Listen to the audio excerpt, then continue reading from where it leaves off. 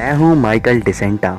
इससे पहले वाले एपिसोड में मैंने तुम्हें बताया था अपने पास्ट के बारे में, और मैंने तुम्हें अपने दो दोस्तों से भी मिलवाया था, फ्रैंकलिन और लम्हार।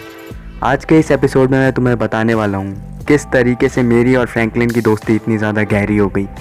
तो क्या तुम ये कहानी सुनने के लिए तैयार हो? जैसा कि मैंने तुम्हें बताया था, फ्रैंकलिन एक छोटा मोटा गैंगस्टर है। फ्रैंकलिन गाड़ियों की चोरी करता है और एक गैरेज ओनर को जाके बेच देता है। एक दिन फ्रैंकलिन के उस गैरेज ओनर ने माइकल के घर पर गाड़ी चोरी करने के लिए बोला, एंड फ्रैंकलिन तब मेरे बारे में इतना नहीं जानता था। तो फ्रैंकलिन गैरेज ओनर को हाँ बोलकर मेरी घर पे गाड़ी चुराने आ जाता है। फ्रैंकलिन चोरी छुपे मेरे घर के अंदर घुसने की कोशिश करता है। वो एक विंडो के थ्रू मेरे घर के अंदर घुस भी जाता है, एंड फिर फ्रैंकलिन चोरी छुपे मेरे गैरेज तक घुसने की कोशिश करता है। धीरे धीरे करके फ्रैंकलिन मेरी गाड़ी चुरा भी लेता है और मेरी गाड़ी लेके बाहर निकल चुका होता है। फ्रैंकलिन जब अपनी गाड़ी को सड़क पे आधे रास्ते में लेकर पहुंच चुका था, तब मैं गाड़ी के अंदर ही बैठा होता हूं छुपकर। मैं फ्रैंकलिन के सर पर गोली रख देता हूं और उससे बोलता हूं कि तुम मेरी ये गाड़ी क्यों चुरा रहे हो।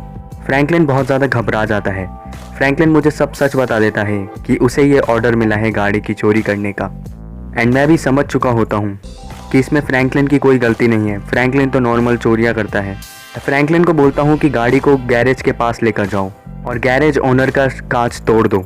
फ्रैंकलिन गाड़ी को बहुत स्पीड में भगाकर उस गैरेज का कांच तोड़ देता है। गैरेज का ओनर काफ़ी गुस्से में बाहर आता है एंड वो मुझसे लड़ने लग जाता है। इस दिन मैं फ्रैंकलिन से पहली बार मिला था। उस दिन मैंने फ्रैंकलिन को अपने साथ काम करने को कहा था। मुझे लगा था फ्रैंकलिन एक काफ़ी अच्छा गैंगस्टर है और आने वाले समय में वो मेरी चोरियों में मदद करेगा। इस इंसिडेंट के अगले दिन फ्रैंकलिन मेरे घर मुझसे मिलने आता है। हम दोनों आपस में बातचीत कर रहे होते हैं। तभी थोड़ी देर बाद मुझे मेरे बेटे जिम्मी का फ़ोन आता है। जिम्मी फ़ोन पर बहुत ज़्यादा घबराया हुआ था। जिम्मी मुझसे कहता है कि डैड मेरे को किडनैप कर लिया गया है, एंड मैं भी उस समय काफ़ी ज़्यादा शॉक हो गया था। मैं फ्रैंकलिन से मेरी मदद करने को कहता हूँ। मैं और फ्रैंकलिन गाड़ी में बैठ के उस लोकेशन पर पहुँचते हैं जहाँ पर जिम्मी को किडनैप किया गया है। जिम्मी मुझे फ़ोन पर कहता है कि वो बोट में था और उसकी बोट को कुछ लोग एक ट्रक में उठा के लेके जा रहे हैं, एंड थोड़े समय बाद हमें वो ट्रक भी दिख जाता है। वो गैंगस्टर लोग काफ़ी तेज़ स्पीड में चला रहे थे, एंड जिम्मी को काफ़ी ज़्यादा खतरा था। लेकिन कैसे ना कैसे करके हम अपनी गाड़ी को तेज़ भगाकर उस ट्रक के पास पहुंच जाते हैं। फ्रैंकलिन छलांग मारकर बोट के ऊपर चढ़ता है और सारे गैंगस्टर्स से लड़ने लग जाता है। उस दिन फ्रैंकलिन ने मेरी काफ़ी मदद की थी, एंड हम जिम्मी को बचा लेते हैं। इस इंसिडेंट के बाद मेरी और फ्रैंकलिन की काफ़ी अच्छी दोस्ती हो जाती है। हमारी दोस्ती और भी ज़्यादा गहरी हो जाती है। कुछ दिनों बाद मेरी अमांडा के टेनिस कोच के साथ फ़ाइट हो जाती है। मैं और फ्रैंकलिन अमांडा के टेनिस कोच का पीछा करते करते उसे मारने के लिए पहुंच जाते हैं, लेकिन वो किसी और के घर में घुस जाता है। मुझे नहीं पता था कि वो किसका घर है। उस समय मैं काफ़ी ज़्यादा गुस्से में था। मैंने गुस्से में आकर उस बंदे का घर गिरा दिया।